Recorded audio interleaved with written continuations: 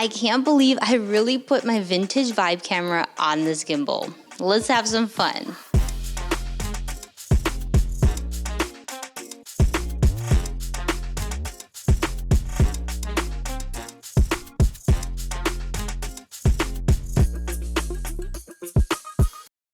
Hi fam, who would have thought that I came out of gimbal retirement?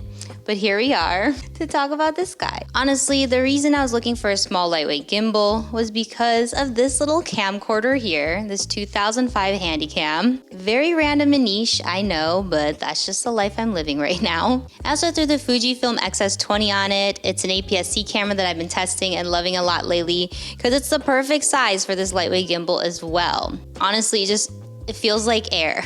Recently, I've been having lots of fun shooting on these nostalgic cameras. I made a whole video on why you should get a Vibe camera. Check it out up here down below. Going handheld is kind of the aesthetic with these type of cameras, but sometimes I just had a few shots where I'm like, I wish it was smoother. I wish I had a small gimbal with me. So that's when I went down this rabbit hole of YouTube videos, tutorials, reviews, you know how that goes. And I was looking for something really lightweight and really small because this is a small camera. I didn't want anything heavy or bulky because honestly, I've just been downsizing a lot lately. And that's when I found that the Moza Aircross S was the best fit for the job.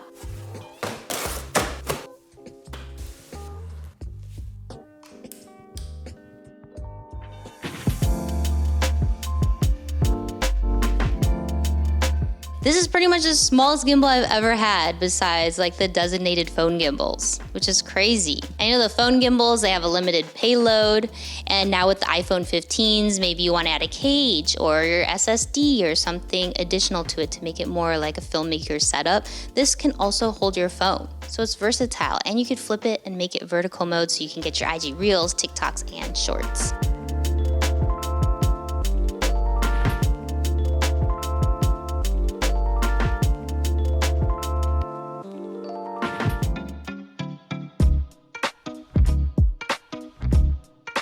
It weighs just 700 grams. And for us Americans who clearly don't use the metric system like the rest of the world, it is 1.5 pounds. That's it. It's so light and small, like I've said so many times. Crazy. They say it could hold 1.8 kilograms or 3.9 pounds, which is pretty good payload for something this small.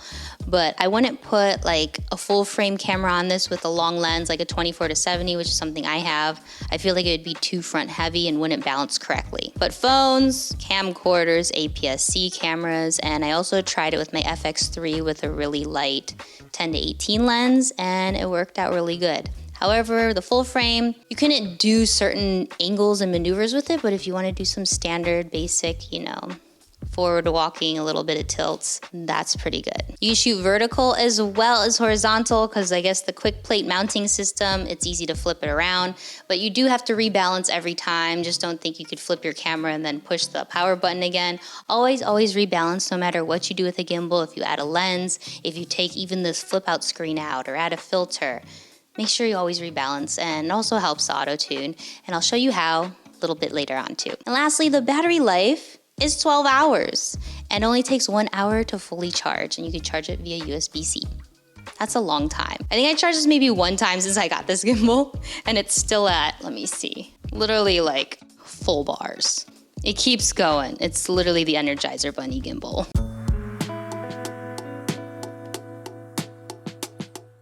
So who is this gimbal for? It's great for people who are looking for a budget gimbal that is also versatile. It's perfect for beginners or people who are just trying to not go to the chiropractor after a shoot. I know you know what I mean. The achy muscles of your shoulders and your back and you won't have that problem anymore. Maybe you're fun like me and you want to put vintage cameras on it, or you just want to use your phone, or maybe an APS-C camera, or a full frame with a light lens. It's for people who want to stay minimal, have light gear, and get some smooth shots.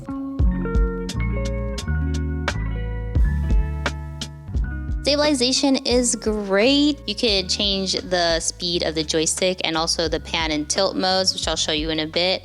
But yeah, for something that's so lightweight, you would think there'd be a lot of jitters, and especially if you don't ninja walk. Always ninja walk. Don't think if you just have a gimbal, you can't ninja walk. Always try to just make it as smooth as possible. Tip. Another tip is to put a wide lens on your cameras that are on the gimbals. I know sometimes you want to add telephoto and add some like really cool movements, but in general for me, I just like to throw a wide on my gimbals. And that's another tip too, even if you're handheld. Wide lenses are just more forgiving in general. So let me know in the comments below what you guys think of the footage and stabilization.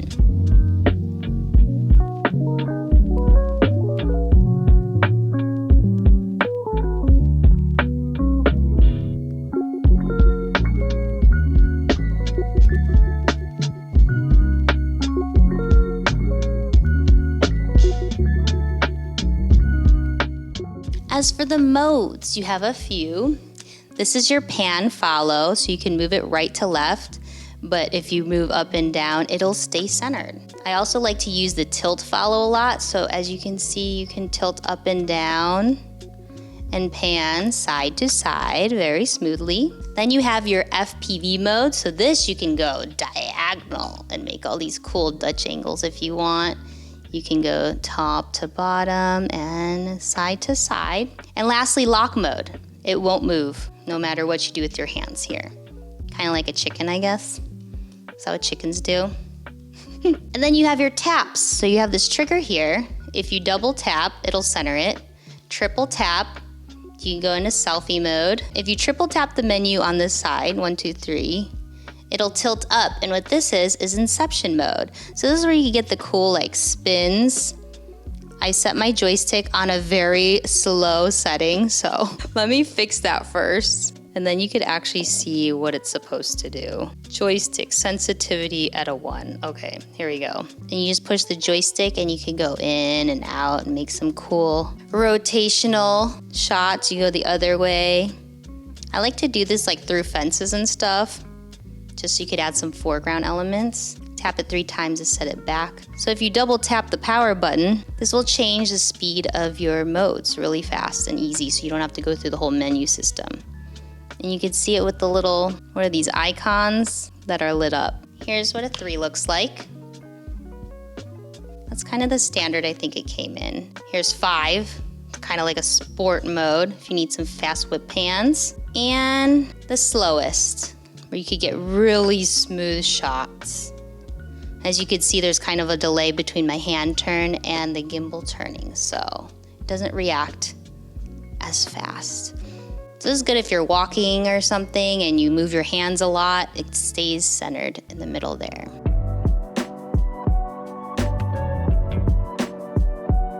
All right, this is how I set it up. If you're a beginner or you've never used a gimbal before and you're confused, I got you. It's good to always balance it first, because if you don't, you just set up your camera and just hit power. 1, it'll probably not be as smooth. 2, it'll probably be shaky in certain angles and situations that you put it in. And 3, you'll probably break it and it won't last as long. So first, whatever camera lens setup you do, make sure you put everything, the batteries, the lenses, the filters, whatever you want to put on it, where it's gonna be shooting right after. Set it up. Set it up. First thing I like to do is unlock everything, because there's locks on every axis. Add this little L bracket depending on if you're doing vertical or horizontal. We'll start out with horizontal, so that's what I'm setting it up as. And lock it in. Put the quick plate on your camera. I like to put the quick plate as far forward as I can, because usually cameras are more front heavy. And the first thing you're gonna do is slide the camera front and backward. Make sure the first part is balanced. You might have to adjust this a little bit later on, but it's okay. Try to get as close as you can. Take your time, no rush. So flip the camera up, and then we're gonna try to balance it with the L bracket. So move that forward and back as well and get it as straight as you can. Next, we're gonna move to the back here, put the camera facing forward like you would be shooting on it, and loosen this up and move it left and right. And try to get it as balanced as you can. Usually after you balance this one, you might have to adjust one of the prior steps. Don't freak out, this is normal. But usually it's just like a millimeter. At this point, you could check the camera and how balanced and a good job you did. So point it up and diagonal and every which way, and it should just stick and stay. And lastly, don't forget about the bottom. What I like to do is tilt the gimbal forward, make sure you're holding on pretty tight, and move it left and right until that's balanced. And voila, you're good to go. But I do like to add an extra step. Usually when I put a new camera or anything on there, or if you're traveling a lot, sometimes the gimbal gets bumped here and there. I like to go through the menu, go through gimbal, load, and then auto tune, make sure you put it somewhere really straight first and level. It'll do its little shake shake dance. And just give it a little minute there. And you're all calibrated. Okay, if you wanna go to vertical mode, make sure you turn the gimbal off first, if it is on. Take the L bracket off and then flip it up so the L bracket, if you're looking at it straight on, it'll look like a 7, a backwards 7. And then slip that back through. It will look a little weird, but it's okay. Okay, again, take the quick plate and balance your camera until it looks as good as it can get. Make sure you balance the rest just like you did the first set, left and right for the back axis there, and make sure you tilt your gimbal and move it left and right for the bottom. Don't forget about that. And you can auto calibrate if you want to as well, and then turn that sucker on. And there you have it, vertical cam mode. Yes, I can't wait till gimbals just auto do all that in the future. When is that gonna happen? I'm sure it'd be very expensive, but you never know. Technology changes so fast. But for now, we have to learn how to balance our gimbals. So hopefully that helps.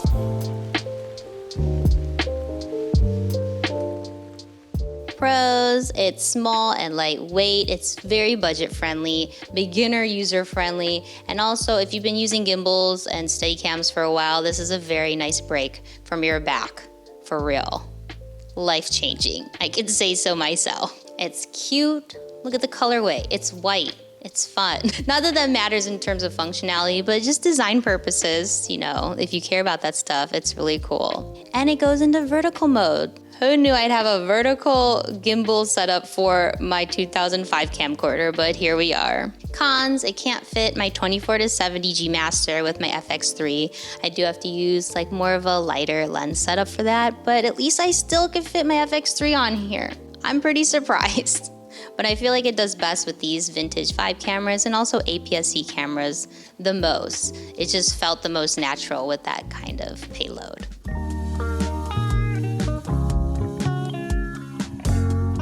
If you've been on my video journey for quite some time, you know that I've played with a bunch of different gimbals, probably too many to be honest.